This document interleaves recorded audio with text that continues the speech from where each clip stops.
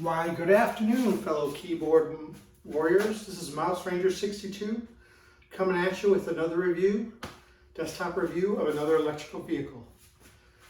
Well, guys, I like the Bolt.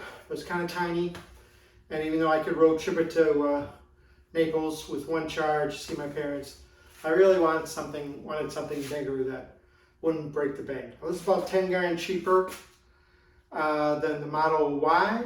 For those of you who don't know, this is the Ford Mach-E 2021 model. First year it came out. It's just the Select, so it's the cheapest one. So guys, you know what? I get my cars from CarMax, and if I like them, I keep them. If I don't, they go back. So I got this car last Sunday, and I should have gone with my gut feeling because in the parking lot, I couldn't get Apple Carplay to work. So over the pandemic, I've gotten a bunch of different electric cars. Like the first one I got was a Mercedes, the i3, and it was the one with the little propeller, the small engine in the back. Well, that had an engine light on, and they said they were going to fix it. Got it the next day, they still didn't fix it.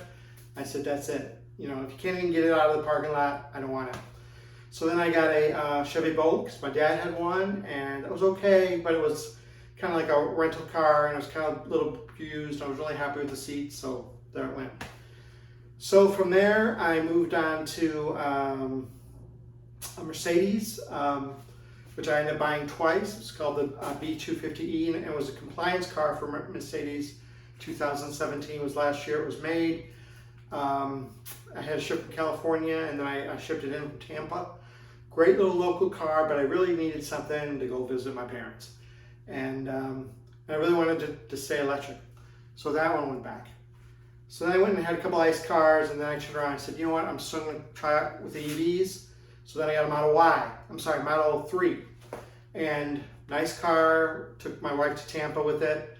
But you know, it was low to the ground, and we really wanted something bigger. Got the Y.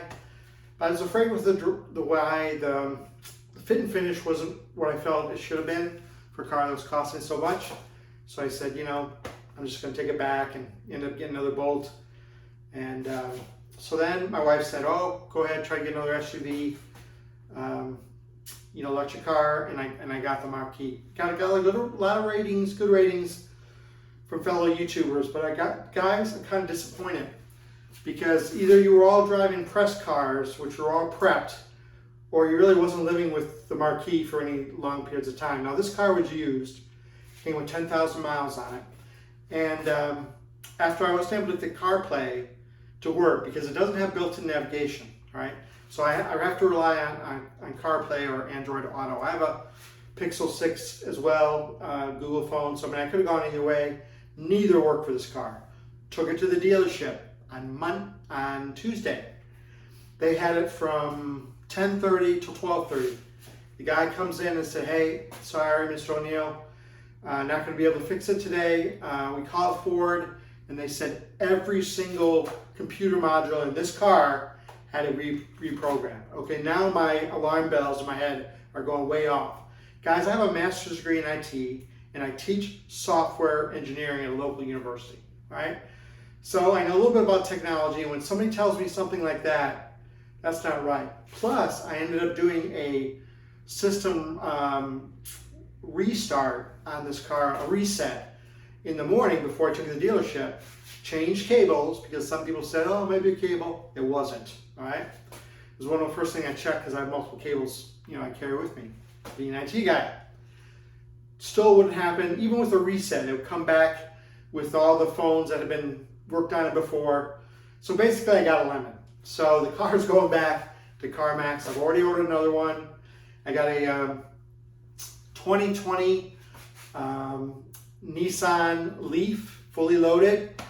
And that's got a range of over 200 miles. So I'm going to be taking that to my parents. Dad's calling now, so I have to talk to him later. And, you know, hopefully that works out. I just saw today that the Equinox is going to be ready in a year or two, so maybe that might be my next one, because I really like the one-pedal driving, and I really like an SUV. Now I know that the Nissan Leaf doesn't have cooling, and I live here in Florida. So I'm interested to see how that's going to work. I don't do a lot of driving, you know, because I teach a lot online. I just see my parents like once a month. So we'll see how that works. Hopefully it'll work out better than the luck I've had lately, because I like the size. It's actually the same size as the Mercedes, which is, you know, was a small hatchback, and I love that car. You know, if Mercedes had a longer range on it and I could fast charge it, I would have kept it. So I'm gonna go to the same chargers I used to get to Naples before, and they're also, you know, they're the green lots, and they have supposed to be Chatamo chargers on them. So we'll see how that works. They're 50 kilowatt chargers, so I'm hoping for the best. So anyways, guys, I'll give you a report on how that car works out, the Nissan Leaf. Thank you for your time and attention. And buyer beware when you get a used Ford Mach-E and your CarPlay doesn't work, especially on the Select model. You know, you get the upper models past that, there's built-in navigation, but you buy a Select, even though the finish on this car is great, and I'm sorry to see it go. I mean, it's put better together, I feel, than the Tesla that I had, the Model Y, and that was the same year, it was a 2021. But, you know, if you can't do navigation, I mean, it's a no-brainer. I'm not going to spend big bucks a month for a car that doesn't work. So be careful, guys. Make sure you test, you know, CarPlay and Android Auto, and if it doesn't work, don't accept it. Because like I told you, Ford told my dealership, who sells Mach-E's, by the way, that they had to reprogram everything. And a woman was telling me that, the guy was telling me, the sales manager slash head of, I don't know, Mach-E, whatever, he was telling me that they have had some nightmares with the car. Woman was at the toll at the airport, car totally died, had to come and tow it back to the dealership. A sales guy had one, still waiting for the update. His navigation didn't work.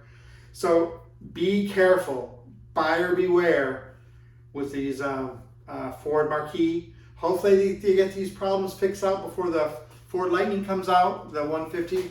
Another car I'm interested in, but watch the electronics on this. You know, you got to be careful. As an IT guy, I'm telling you, electrical stuff in cars are bad enough, but electronics are hard to troubleshoot. So anyways, be careful. Thank you for your time and attention. And if you found this information interesting, please like and subscribe. Have an awesome day, and remember to save for a rainy day.